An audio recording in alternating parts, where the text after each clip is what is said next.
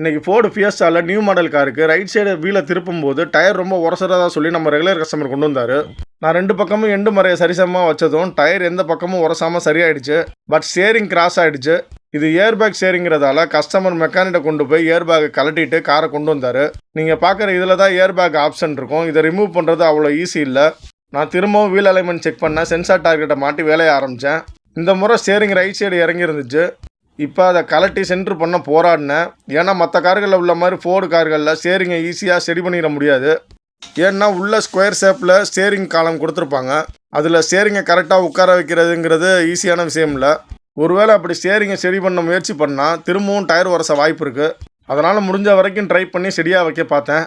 பிறகு கீழே மாறி இருந்த டோ ரீடிங்கை கரெக்ட் பண்ணேன். இப்போ எல்லா ப்ராப்ளமும் சால்வ் ஆகிடுச்சு. ஆனால் ஸ்டேரிங் நான் எதிர்பார்த்த அளவுக்கு சென்டராக வரல.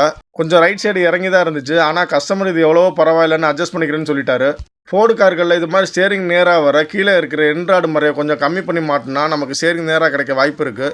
ஓகே ஃப்ரெண்ட்ஸ், இந்த வீடியோ பிடிச்சிருந்தா ஒரு லைக் போடுங்க. நம்ம சேனலை மறக்காமல் சப்ஸ்கிரைப் பண்ணுங்கள்.